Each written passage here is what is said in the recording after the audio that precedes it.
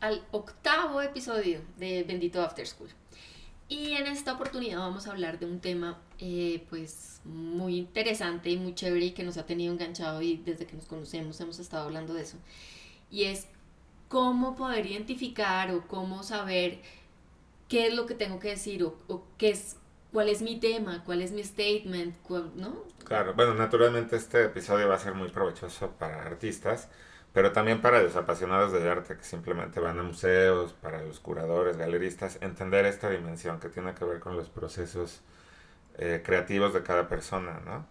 Y pareciera que es una cosa como sumamente obvia y resulta que no, ¿no? Son estas preguntas que pareciera que son muy fáciles de responder y la verdad es que tampoco hay una gran respuesta, ¿no? Lo que vamos a intentar hacer hoy aquí es eh, pues dar un poquito de luz para los artistas que estén enfrentando como este tipo de presiones que vienen de muchísimos lugares y que tiene que ver con cuál es el tema, cuál es esa temática, ese lenguaje que debo explorar en mi obra para evitar caer como primero en convencionalismos, en clichés, pero sobre todo para poder quitarnos un montón de expectativas y de presiones que vienen de muchísimos lados, ¿no? Mm. Entonces, pues por ahí va a ir Sí. la cosa hoy. Hay una cosa, aquí digamos por ejemplo les paso un dato que yo siempre digo en mis cursos, incluso en las asesorías, y es que yo en lo personal identifico dos maneras de llegar a como el resultado artístico, ¿no? A la obra. La primera es escojo un tema, intuyo qué elementos me pueden servir para hablar sobre ese tema y llego al resultado, ¿no? Ahí el pro es que es más fácil, el contra es que pues es muy genérico, porque la misma idea, o sea, si no es algo como tan profundo, si lo estoy agarrando así del aire, pues es muy probable que el vecino o que otros artistas pues hayan agarrado ese mismo tema y lo hayan desarrollado como de una manera muy similar. O, pues sí, pues porque no, aunque, digamos, por ejemplo, pongo el caso de la guerra, ¿no? Israel y Palestina. Me afecta, me duele, o sea, de verdad me parece la cosa más triste del mundo, pero pues yo no estaba ahí, yo no conozco la realidad realmente como eso, desde un punto de vista como tan particular, ¿no? Entonces, pues seguramente si yo agarro ese tema y lo hablo, pues no va a estar tan Es centrado. que es uno de los ángulos, por ejemplo, si hay algo que nos llama mucho la atención, que nos mueve, como puede ser los crímenes de guerra, ¿no? Estamos hablando no solo ahora de esta guerra que está lamentablemente en el mundo, sino que cualquier otro conflicto armado, y nos apasiona, tampoco quiere decir que como yo no viví ahí no lo puedo hacer. Simplemente que para poder hablar de eso, pues me tengo que informar, me tengo que Sí, empapar, ¿no? O y de todas sea, formas, aunque te informes y eso, si no es algo como tan tuyo, porque aquí viene la otra forma que digo yo. La otra manera de llegar al resultado artístico es, primero intuyo, no sé por qué estoy haciendo las cosas, pero me voy de lleno, ¿no? Y agarro, digamos, como elementos que necesito por alguna extraña razón y hago el resultado artístico. Si topo pared ahí, es una ocurrencia, se me ocurrió hacer algo con esto, ¿no? Eso no quiere decir que no haya una razón por la cual yo lo hice. La intuición es básicamente una ecuación, entonces la puedo hacer a la inversa. Entonces lo que hay que hacer es empezar a analizar esos elementos que decidí utilizar en esta y en otras piezas, ¿no? Ponerlos todos sobre la mesa y empezar a ver coincidencias. Y entonces, ¿qué connotaciones, qué representan, qué significados tienen para mí esas cosas? Y entonces ya yo puedo darme cuenta que, ok, no estoy hablando de, no sé, los cuervos o de la naturaleza así porque sí, sino que realmente, entonces o sea, cuando se rompe esa pared, deja de ser una ocurrencia y se vuelve algo trascendental. No trascendental hacia el nirvana y así de que uno se pone a llorar enfrente de las obras, que eso nunca pasa, sino que trascienden la historia. Es decir, eso que yo estoy haciendo, identifico por qué es importante que lo esté diciendo hoy, ahorita, en mi contexto, ¿no? Y ahí voy a encontrar el potencial histórico de esa pieza y por lo tanto, pues va a trascender. Entonces, el pro aquí es que es mucho más auténtico y más genuino porque viene de mi configuración de cómo caí en el planeta, ¿no?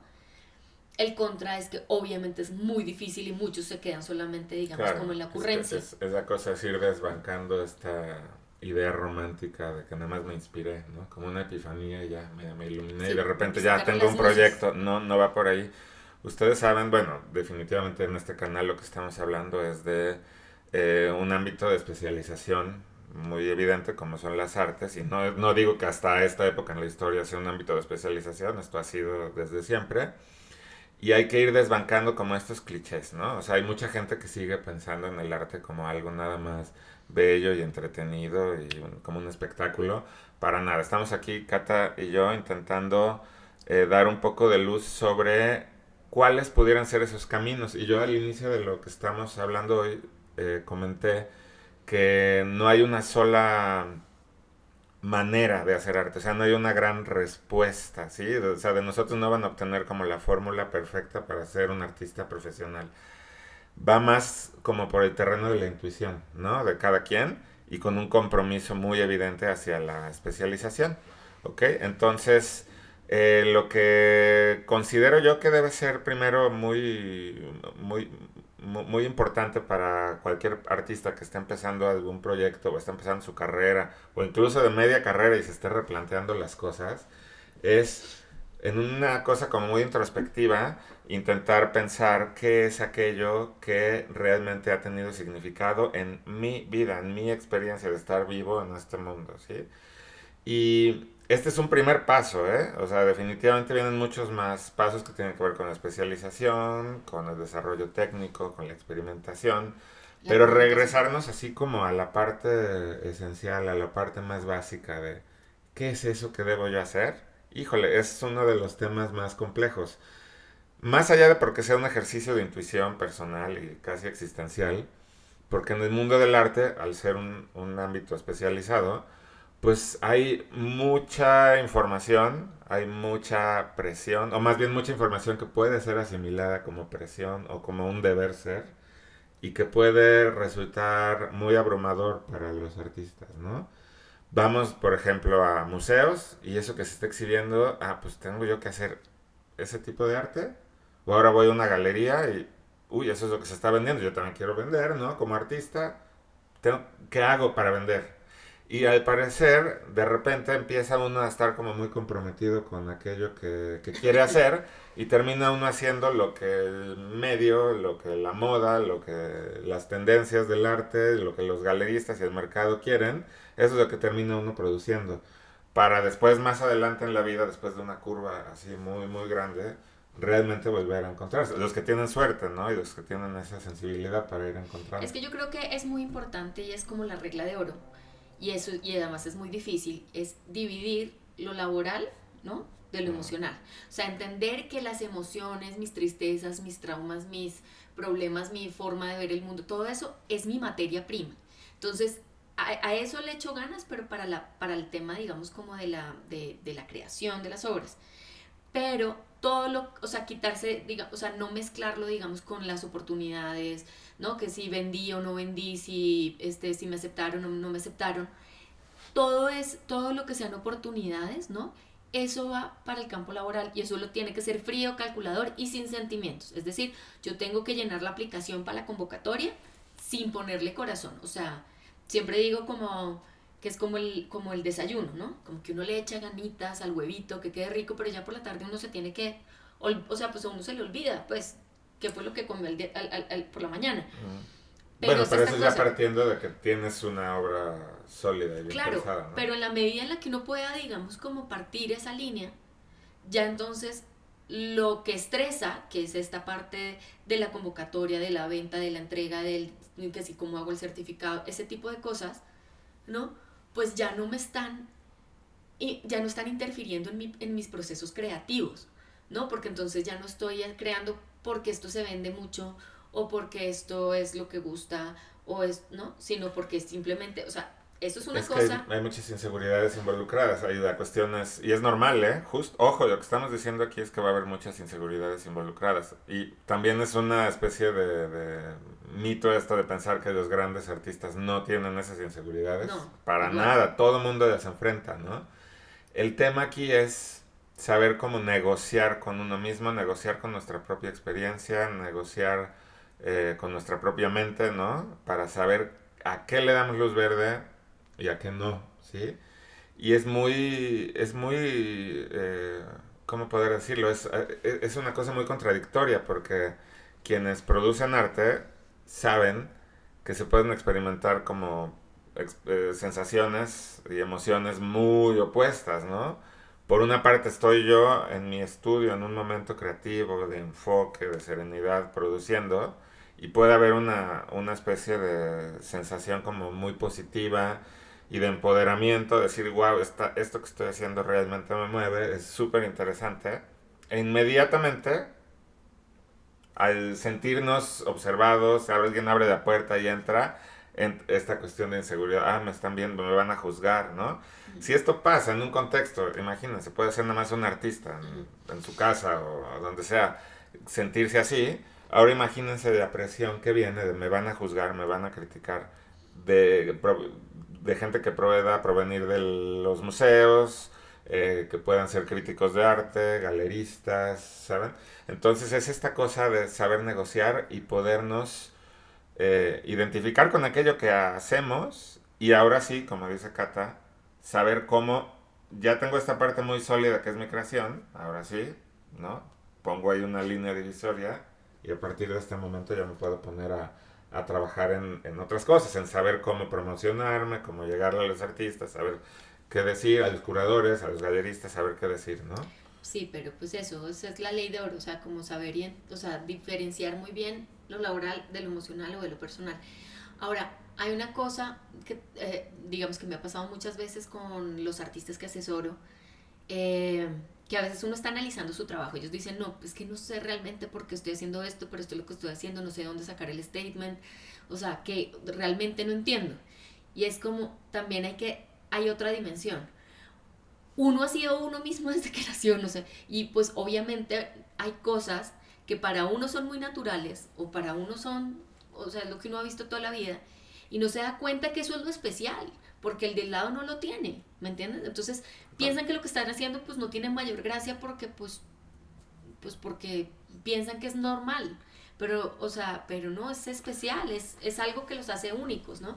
Me pasaba con una artista en Monterrey, por ejemplo, ella tomaba fotos y tomaba fotos muy chistosas porque, o sea, se iba a los lugares más increíbles del mundo a tomar las fotos, o sea, que tenían, o sea, que los lugares donde los grandes fotógrafos habían tenido, digamos, como esas increíbles fotos, ¿no? Entonces ella se iba persiguiendo, digamos, como esta idea y quería tener su gran foto. Y luego entonces, revisando su trabajo, yo le decía, pero esta foto fue, digamos, como eso que uno deja picado el obturador y toma 17 fotos iguales.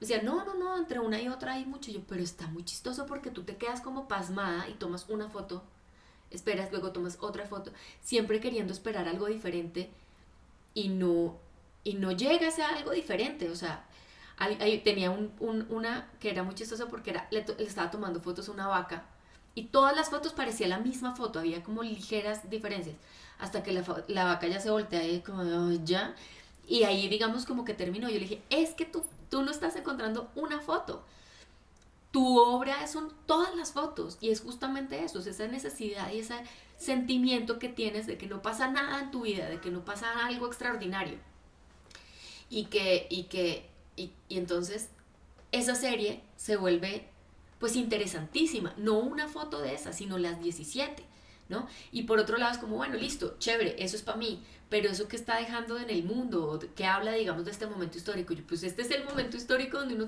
cada 2 minutos está mirando qué cosa increíble pasó en la pantalla, cuántos likes incluso digamos como si alguien se casó o si alguien lo felicitó a uno o Claro, uno está esperando. es justo ahorita que estás comentando este ejemplo, estoy pensando, muchos artistas y en la experiencia que he tenido yo, que me siento realmente muy, muy honrado de haber podido trabajar con artistas de mucha trayectoria y mucho reconocimiento, me ha parecido muy curioso detectar que gran parte de sus temáticas provienen de eso que dices, de quién soy yo, dónde me tocó, y esos momentos en los que realmente uno termina configurando su personalidad, su esencia, muchas veces son a edad temprana, ¿no? Ajá.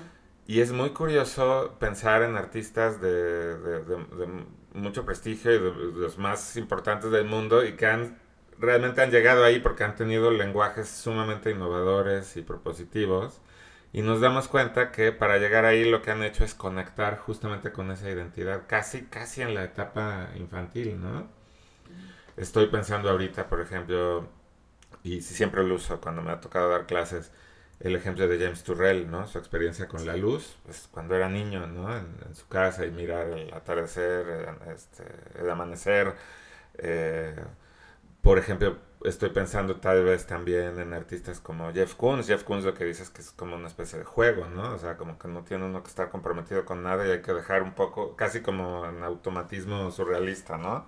Dejar fluir el inconsciente. Estoy pensando, por ejemplo, en Louis Bourgeois, que es una cosa más atormentada, más compleja, una experiencia psicológica difícil de procesar para ella, y es su experiencia en la infancia, ¿no? Estoy pensando en Christian Boltanski, ¿no? Con quien realmente ahí sí pude, con él sí, de esta lista que les acabo de decir, con él sí tuve la oportunidad de trabajar.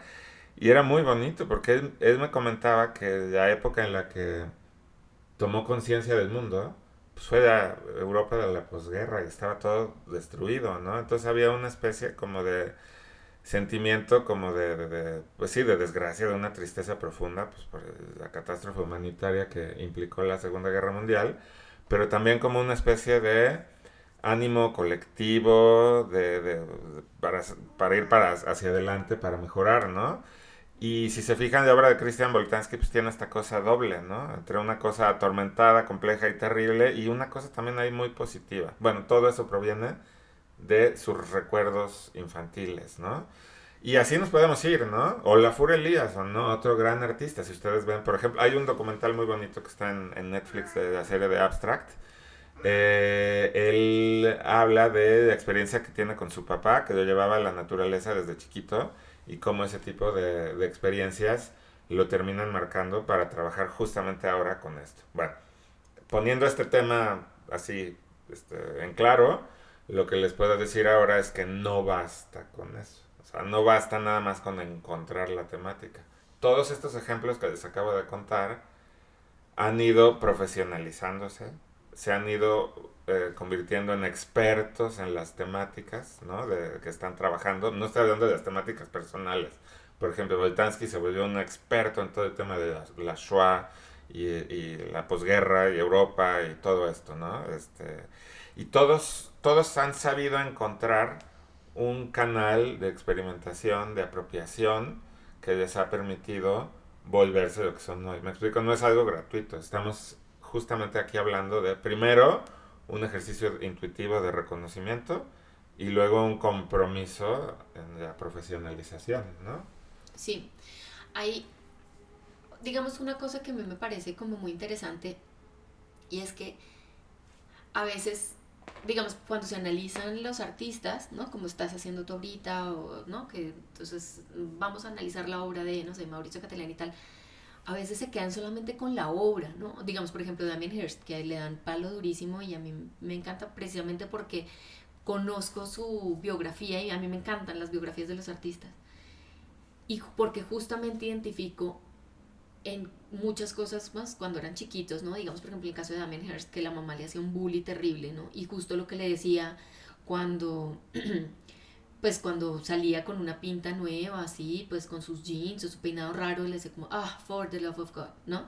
Que ese fue el título, pues, de su pieza más cara con la que se salió con la suya. Entonces, obviamente uno empieza a entender otras dimensiones en la obra del artista y empieza a entender por qué son importantes, o sea, realmente a nivel histórico. Digamos, a mí en lo personal, por ejemplo, Mauricio Catalán, que también es un poquito así como que, pues era el necio del salón, el que la pasaba molestando, el que así, y que la mamá y la hermana, incluso pues la hermana decía que hubo un momento en el que prefería decir que no tenía hermano a decir que tenía un hermano artista, ¿no?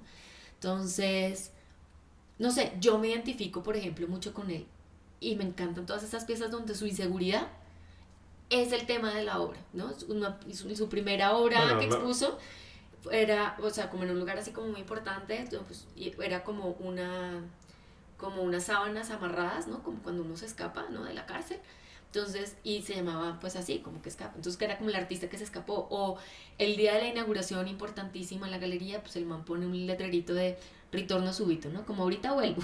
Sí. Y todos los galeristas, como que su propia inseguridad lo agarra Pero como es un gran tema. ejemplo porque estás hablando de alguien que aborda temáticas personales, sus inseguridades, desde una perspectiva humorística, porque pues, Mauricio Catalán es eso, pero no solo es eso. Mauricio Catalán se ha convertido en un artista de talla mundial por la capacidad crítica, por la... O sea, no es alguien improvisado, No, ¿no? sobre Esta idea de todo, pegar el peatón en la feria de arte, pues a todo mundo lo toma como algo facilón, pero pues para entender eso hay que analizar todo sí, un no, y desarrollo, eso ni ¿no? siquiera fue, pues, Sí, es es decir, ni cualquier siquiera cosa. fue lo peor que hizo, pues una vez pegó a su galerista en la pared y casi le da infarto, bueno, en fin. Pero, digamos, por ejemplo, lo que veo es que es importante, digamos, en su momento histórico, es decir, es una cápsula del tiempo realmente porque también, así como Duchamp preguntaba en un momento donde nadie se cuestionaba, pues, que era el arte y todo el mundo creía que era lo mismo, el man pone un orinal y dice, esto es, ¿no? Mauricio Catalán también pone el humor, ¿no? En un momento histórico del arte donde todo estaba súper, todo era súper, todos eran eruditos y todos eran súper académicos y todos eran, ¿no? Y el man como que ya se ríe y agarra, o sea, es decir, Claro. le vale. Que esa actitud me encanta. Yo misma he tenido, digamos, como dos episodios muy fuertes, ¿no? La pandemia, ¿no? Yo venía a hacer la revista y en la revista, por ejemplo, yo me mataba y para mí era todo un sufrimiento ver que se me había ido un error de ortografía o que había puesto mal un nombre. Era una presión durísima, ¿no? Como hacer la cosa más increíble, que, lo más inteligente que pueda. Era una presión durísima. Y pues cuando ya cae la pandemia y uno con dos hijos y las clases en línea así, pues realmente eso fue como no, o sea, ya, fue, o sea, tuve que cerrarla y cuando la cerré, pues me permití hacer cosas que de pronto no eran ni tan inteligentes, pues, ni tan sesudas. Bueno, eso es lo que tú, Bueno, como tú lo veías, pero ¿no? me relajé en ese sentido y dije, ay, ya me vale, me vale. Y vi, digamos, como la vida de otra forma, ¿no? Y creo que ese tipo de procesos y esas crisis son las que al final lo llevan a uno a hacer otras cosas diferentes, ¿no? O sea, a pensarse diferentes y eso también creo que le pasa a los artistas. Y es importante, a veces los artistas que están en depresión, en un momento oscuro, o que no saben qué decir, o no saben por qué no pueden decir algo, pues es como, hijo, saborense esos momentos porque de ahí es cuando salen Exacto, es que unos también buenos ahí artistas. está muy bueno esto que Cuando estás uno diciendo. suelta ese estrés, ¿no? Justo, porque mucha gente piensa que si estamos hablando de cosas como muy personales, muy íntimas, casi hasta traumáticas, como que eso no va, eso no va. Pero si realmente es algo que uno considera que forma parte de nuestro ser, igual pueden ser cosas que no nos gustó haber vivido, pero que pues, las vivimos, ¿no? Mm. Hay que trabajar con eso, me explico, porque el arte es mucho más, no digo, ¿qué me voy a querer ahorita intentar poner una definición de arte? Lo que les puedo decir es que si bien el arte, por un lado, son recuerdos nostálgicos de la infancia, de nuestra identidad y de lo que nos tocó vivir, también son maneras de lidiar con procesos complejos, son maneras de abordar temáticas psicológicas fuertes, experiencias duras que a todos, absolutamente a todos nos tocan vivir. Y también el arte, ¿por qué no? Pues también son posturas críticas, es hacer denuncias, es trabajar con cruces interdisciplinarios, o sea, puede venir de montones de lugares, ¿no? Esto que comentas tú es como el canal individual tuyo, pero creo que sí podemos ir llegando como a una conclusión de que hay que poder poner como un montón de cosas en una balanza. O sea, no es nada más uno de un lado para otro, sino que hay que saber poner un montón de cosas, ¿no? Mientras, mientras estamos hablando y comentas tu experiencia y la pandemia y todo esto, creo que es importante también decir que hay otra serie de elementos que tienen que estar ahí, lo comentaste al inicio de la cápsula del tiempo, y es el momento en el que nos toca vivir, ¿no? En alemán se dice de manera muy bonita el Zeitgeist, que es el espíritu de la época. Y hay que también saber en dónde estamos parados y qué tipo de arte se produce ahora y hay que volvernos un poquito, si no expertos, pues al menos conocer dónde estamos parados. Entonces, si se fijan, lo que quiero yo aquí es ir como complementando la idea. Por un lado ya encontramos esa temática personal y ahora es cómo abordo, cómo trabajo con esta temática personal en este momento histórico en el que me toca, Sí, y se van a ¿no? dar cuenta que, aunque sea una cosa como súper personal, siempre termina siendo político, porque mucha gente puede malinterpretar esto que estamos diciendo, o cuando hablo de la cápsula del tiempo o el potencial histórico, porque claro, potencial histórico suena muy como napoleónico, ¿no? Como una cosa así, y uno dice, pues yo no soy Napoleón, y yo no estoy pasando pues por una batalla, ni estoy en los periódicos, ¿no?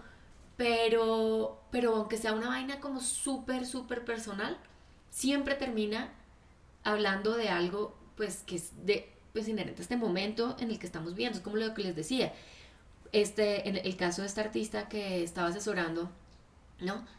Cualquiera podría decir, bueno, es su propia frustración de que su vida está, digamos, bien, pero que no pasa nada y no pasa nada y no pasa nada, ¿no? Pero al mismo tiempo está hablando de una cosa que nunca antes nos había pasado tanto, nunca antes habíamos tenido tanta ansiedad porque algo increíble suceda, ¿no? Porque, no sé, por lo que les digo, o sea, pues uno mira el celular cada 3 minutos a ver si hay alguna notificación de algo, Claro. ¿no? Digamos, por ejemplo, en el caso de Sophie Calle, pues, ¿qué más personal puede ser en esta vida que la carta que le escribió un novio para terminar, ¿no? Ella agarra esa carta, ¿no? Y empieza a preguntarle a las amigas, y además que es muy chistoso porque es un humor, porque eso es justamente lo que uno haría, ¿no? O sea, como, ¿puedes creer este imbécil lo que me dijo, ¿no? Pero resulta que sus amigas todas son unas fregonas y todas son, pues muchas han roto pues Sí, el ciento y techo de tantas, cristal. ciento y tantas. No, ya iban como entre 500, no sé cuántas. Bueno, el caso es que entonces al final la exposición terminó siendo un despliegue de un montón de mujeres profesionales, las top de su ramo, ¿no? Y, y entonces, desde algo muy personal, se vuelve una cosa como súper política, porque ella expuso esto en la Bienal de Venecia mucho antes del Me Too y todo ese rollo. Y es como, claro, mujeres chéveres han existido toda la vida, pero nunca había habido tantas al tiempo en puestos importantes, destacando, o sea, no tantas al tiempo lo habían logrado, ¿sí me entienden? Entonces, al final es una cosa, pues obviamente ahí está anclado en la historia, pero al mismo tiempo viene de una cosa como súper recontrapersonal. Fíjate, lo que estás diciendo ahorita es muy interesante porque de repente hablar del espíritu de la época y de los temas que están ahora en auge, tú estás tocando el tema del feminismo y que como Sophie Calle habla de eso, tiene que hablarse desde un punto de vista único y personal. Porque si se aborda como un todo, vuelve a ser como muy abrumador, ¿no? O hablar de medio ambiente, o hablar a lo que dijimos al inicio, ¿no? De crímenes de guerra, o hablar de migración, o sea, son los grandes temas, ¿no? De nuestra actualidad. Que es Pero importante, es pero importante hablarlos, pero si los abordamos así de, voy a hablar sobre migración, pues no, me explico, tiene que estar aterrizado en la experiencia de cada quien, tiene que ser algo primero, muy sentido, que hayamos vivido de preferencia, y si no, pues que hayamos investigado y nos hayamos empapado, ¿no? claro. Digo, con mucho respeto, ¿no? Para todo el tema del feminismo, pero yo, nada más así como al margen, alcanzo a ver a Sophie Calle y creo que esa pieza toca los puntos más importantes del feminismo, del empoderamiento, de la razón, Claro, de porque la no es desde la equidad, víctima, sino exactamente. desde el despliegue así de, Es de miren, un empoderamiento de la mujer y uno a uno así espectacular, ¿no? Y que por cierto también es muy crítica con la imagen del novio que la cortó y como queda ese pobre hombre embarrado en el piso, ¿no? bueno, por lo menos le Este, pone ex, o sí. sea, Pero bueno, a lo que voy es, hay que aterrizar todas estas expectativas, hay que aterrizar todas estas temáticas desde una experiencia personal y que se sienta así, que se sienta como algo sentido, ¿sí? Como, pues, valga la redundancia, como algo muy procesado por cada quien, algo muy reflexionado y cómo esto realmente puede desembocar en trabajos que tengan pues un significado para los demás, ¿no? Si no es honesto, el espectador no lo va a sentir, Sí. ¿no? Ahora, hay una cosa, pues digamos ya como para ir cerrando, pero mm, yo recomendaría, ¿no? Es decir, con lo que estamos hablando, pues revisar mucho como la infancia, ¿no? O sea, es decir, como que al final ahí está todo. Por ejemplo, no, bueno, no sé si les sirva, pues, o igual aquí ya que estamos compartiendo tanto, o bueno, yo, en ese caso, pues como algo como tan personal. Otro de los momentos, digamos, como duros que yo he vivido, ¿no? Que tuve, digamos, como unos ataques ahí de ansiedad y de pánico y unas cosas feas. Fue cuando, no, justo cuando recién llegamos otra vez a Ciudad de México. Yo tenía como muchas expectativas de, no, pues si yo llegué a Monterrey ahí en canícula, con bebé recién nacida, sin amigos y ahí la logré, pues vuelvo a Ciudad de México donde ya tengo amigos y tal. Pues papitas fritas, esto va a estar fácil. Y pues no, porque llegué con 2 hijos, Pandemia todavía. o sea, pues pandemia donde ya todo se había activado, pero yo no, porque pues los niños todavía no tenían colegio y yo los había sacado, bueno, un relajo. Y no podía hacer citas para seguir trabajando, no podía hacer nada. Y entonces lo único que se me ocurrió hacer, o lo único que pude, pues, como para mantenerme, o sea, porque literal yo estaba volviéndome loca y ya peinando la muñeca, yo me puse a hacer obras, ¿no? Con lo que tenía. Photoshop, que es un Photoshop muy viejito que tengo en mi computador. Y me puse a hacer eso y encontré, digamos, como refugio en las caricaturas. Porque justamente las caricaturas tienen esto que pues, no tienen ninguna expectativa, simplemente son absurdas, inteligentísimas o no, pero siempre tienen, digamos, como algo muy potente que conecta con uno. Entonces, pues me sentía yo como con esta presión, ¿no? De tantas responsabilidades al tiempo, de algo nuevo, de esta incertidumbre de la voy a lograr o ya estuve, aquí acabé. Entonces me puse a intervenir estas caricaturas que me gustaban a mí, ¿no? Cuando chiquita y dándole la vuelta, dándole la vuelta. Y ahí las tengo, ya, afortunadamente después ya los niños No, entraron y al sí están colegio. increíbles, digo. Bueno, Lo que pasa es que le da pena porque como se ha desarrollado siempre en el ámbito editorial y de curaduría, pero eso que se puso a hacer, fíjense, es como ser muy recursivo y sacar lo mejor del peor momento, ¿no? Y yo creo que ahí hay como una muy buena moraleja como para cerrar esto, ¿no? O sea, sí. pudiste traducir algo en arte, incluso yo te diría, te animaste a producir tu propia obra Ajá. justo porque venías de un momento complicado. Si no, te Sí, hubieras seguido encarrilada y no te hubieras permitido hacer eso. sí, o Y ahí hay incluso mucho yo valor, siempre ¿no? digo, gracias a Dios, cayó, o sea, bueno, no, mentiras, no puedo decir eso, pero o sea, gracias a Dios, a mí pues la experiencia de la pandemia fue súper dura, pero menos mal cayó porque yo ya llevaba arrastrando un poco la revista con una presión enorme, ¿no? Y cada vez más sobre mí y yo, o sea, simplemente yo no me imaginaba siendo yo sin la revista. Entonces, yo seguramente si no hubiera caído pandemia todavía seguiría con los nervios, calva del estrés, o sea, y así, o sea, como que al final, por eso digo, tratan como de saborearse y sacarle el gusto y entender, o sea, que esos problemas, frustraciones, traumas, lo que sea, o incluso esa sensación de que no pasa nada, de que tengo mi vida perfecta y hecha, pero quiero algo diferente, lo que sea, eso, sacarlo y producir con eso, que no afecte mi profesionalización, que no afecte la manera en la que yo comunico mi obra, sino que me sirva para producir, pero que ya no me joda a mí por dentro. Eso, digamos, le digo yo siempre a los artistas cuando estoy dándoles asesoría, pues cuando me preguntan qué es eso de la asesoría, y empezamos a ver lo del statement, y entonces siempre terminamos como diciendo que es un poquito como una terapia, ¿no? Pues como ir al psicólogo, pero no para arreglar el problema, sino para lucrar con el problema. No solamente en términos económicos, pues de que ahora voy a vender la obra, sino de vender la idea, ¿no? Entonces es eso, es como lucrar con el problema. Pues ya hizo suficiente daño, ya dolió bastante, pues pónganlo a trabajar. Justo, y digo, a lo mejor aquí ya también, ya cerrando, nada más, ya que hablé de Christian Boltanski, va a ser difícil que a lo mejor retomemos así, justo en estos términos, en un próximo video. Les cuento una anécdota con él, ¿no? Estuvimos trabajando como 3 años en su proyecto de exposición en Marco, 28 instalaciones. Creo que hasta el momento en el que se hizo esa exposición había sido la muestra más grande de Boltanski en el mundo. Imagínense en México, en Monterrey, qué padre. Y la secuencia de las 28 instalaciones pues era muy oscura. La obra de Boltanski es como atormentada, ¿no? Es hablar de la pérdida de identidad, son contextos como en unas condiciones de luminosidad muy tenue, Sí, ¿no? Son cosas duelo. muy, muy fuertes, ¿no? Acababan de ocurrir los atentados en París, terroristas, entonces un par de obras hablaban sobre el tema.